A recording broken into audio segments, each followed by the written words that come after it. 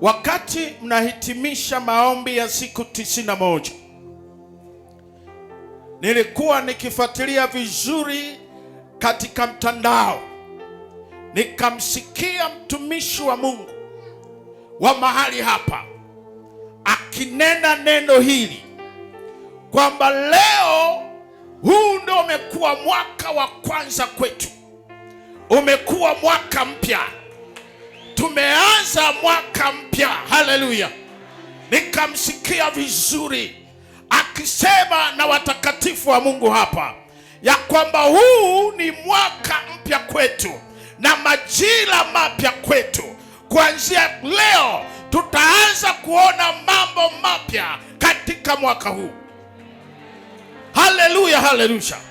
Neno la Bwana linasema, mwaminini Mungu nanyi mtathibitika, waaminini manabii nanyi mtafanikiwa. Kanisa, kama umeamini huo unabii wa mtumwa wa Bwana, nasema utafanikiwa katika jina la Yesu. Amen. Nasema utafanikiwa katika jina la Yesu. Amen. Tuko sawa sawa? Sasa maandiko yanasema Paulo alipanda mbegu, lakini mwingine ametia maji. Mimi leo nakuja kutia maji kwenye unabii uliotangulia wa kanisa hili. Wao hujawahi kunisikia nasema leo nimekuja kutia maji ili unabii huo upate kumea katika jina la Yesu. Amen. Mtumishi ameshapanda, wapitaji tunapita, tunaweka maji kuhakikisha unabii unatimia katika jina la Yesu. Amen. Na moja ya kitu unachopanda leo na kumwagilia maji ni hii, kwamba Bwana anakwenda kukusahaurisha tabu. Ninaona wanaume ndio wanapiga makofi, wamama wanashangaa. Sijui hawana tabu, labda hawana mateso. Wa baba, asante kunitia moyo. Nasema Bwana anakwenda kukusahaurisha tabu. Amina, amina, amina, amina, amina, amina, amina. Amen. Labda wamama wanapenda hili kwamba Bwana anakwenda kukupa mafanikio. Haleluya, haleluya, haleluya. Bwana anakwenda kukupa mafanikio. Bwana anakwenda kukupa mafanikio. Amen. Bwana anakwenda kukusahaurisha tabu. Amen. Niseme hivi, ndani ya huu mwezi tunaoendelea nao, ndani ya mwezi tutakaoanza nao hivi karibuni, kabla haujaisha, watu wawili hapa watasahaurishwa tabu zao. Watu wawili hapa tabu zao zitasahaurika, watazisahau tabu zao. Pigia Yesu makofi, glory. Haleluya, haleluya. Na kusema na mtu wa pili mahali hapa, Bwana anakwenda kumfanikisha kiwango ambacho hajawahi kukiona. Anakwenda kushika mali, anakwenda kusabautishwa kwa sababu ya kile kinachokwenda kufanyika. Ikiwa Mungu alifanya kazi kwa Yusufu, atafanya kazi kwako leo. Yusufu aliita watoto wawili, naona na wewe unawaita watoto wawili kwenye maisha yako. Mmoja anakusahaulisha tabu, mwingine anakufanya ufanikiwe. Piga Yesu makofi. Haleluya, haleluya. Tuko sawa sawa? Amen. Nani anaamini anakwenda kutokea? Amen. Chapa makofi tena. Tuko sawa sawa? Amen. Haleluya, haleluya. Amen. Niliwahi kupata hadithi moja ya ajabu. Kulikuwa na mama mmoja ambaye alipotolewa mume wake alifariki.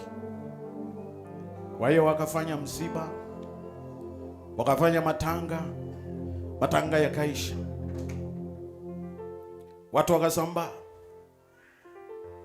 Lakini huyu mama, labda nimuite jina, kama litafanana na lako basi utanihurumia, alikuwa anaitwa Nyamata. Nyamata. Huyu Nyamata ikaanza kushangaza.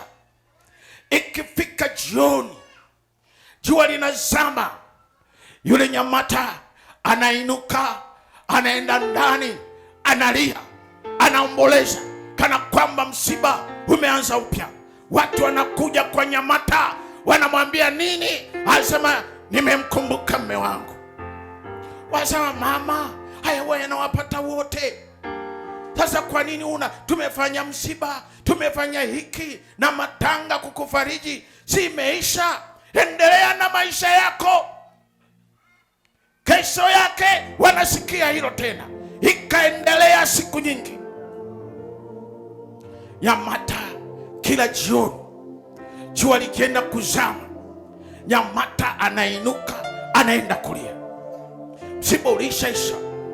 Mwaka wa kwanza, mwisho akasema wazee wakakusanyika kwenye mji. Wasema tutafute njia ya kumsaidia huyu mama. Kwanza tukamuulize, Nyamata unalilia nini? Mwaka mzima bado unalia. Huyo mme wako alikuwa mme wa namna gani, ambao labda na sisi tunaweza tukaiga? Mpaka amekuliza mwaka mzima. Nyamata huyo alikuwa mme wa namna gani? Nyamata akawaambia kweli alikuwa mme si ana pesa sana. Alikuwa si mme ambaye alikuwa tajiri sana, lakini alikuwa ni mme ambaye alikuwa ni upendo na anajua kujali. Wasema hata sisi tunajua kujali wake zetu. Alikuwa wa namna gani? Akasema alikuwa na kitu kimoja ambacho hajawahi kukiacha. Kila siku jioni alipokuwa akirudi, alikuwa nakuja aiza na samaki, aiza na nyama, aiza na matunda. Hajawahi kuja mikono mitupu. Lakini kila akifika anasema mke wangu nakupenda, na hiki ni kidogo, ila ni ishara ya upendo wangu.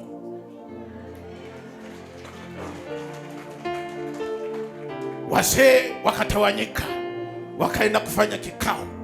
Wakasema sasa kila siku mtu mmoja mwanaume aende na zawadi. Kabla kikao hakijaisha, wakakorofishana kusema hapana, tutaanzia kwa wake zetu kwanza, Nyamata atakuwa wa mwisho. Wakasema hapana, kila mmoja aende. Wakashindana kwenye kikao. Aliyekuwa amepangwa kwenda akaulizwa ulienda? Asema sikwenda, nilienda kwa mke wangu kwanza. Maana watu wamepata mafundisho, haleluya, watakaoanzie kwa wake zao.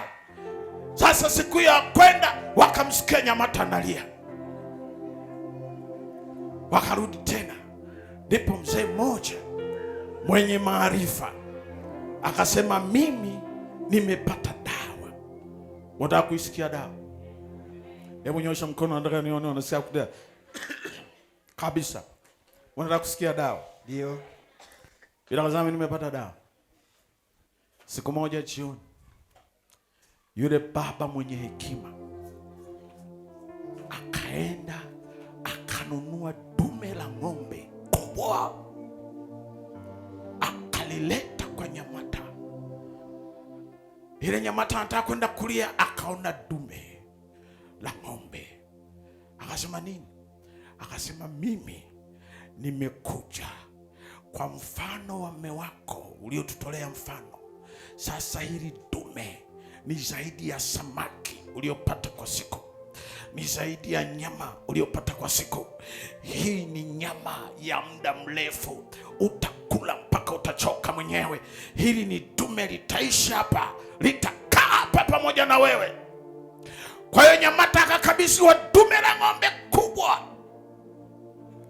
Kwa hiyo hivi jioni, badala ya kwenda kulia, Nyamata analifuata kule machungani, analileta ndani. Ifika jioni, badala ya kwenda kulia, analifuata dume, analileta ndani. Nyamata msiba ukaisha, maana amepata dume kubwa zaidi. Katika jina la Yesu nina habari njema leo. Haleluya, haleluya, haleluya. Kile ambacho dunia haijakupa bado, ambacho wazazi wako hawajakupa bado, iko zawadi kubwa kutoka kwa Bwana leo katika jina la Yesu Kristo. Oh, haleluya, haleluya. Iko faraja kubwa ambayo utaipata leo, faraja ambayo hujapata hata kwa mumeo, faraja ambayo hata hujapata kwa mkeo, faraja hata hujapata kwenye ukoo. Hiyo faraja anayo Yesu Kristo, Bwana wa Mungu apitaye majina yote. Sema amen. Amen.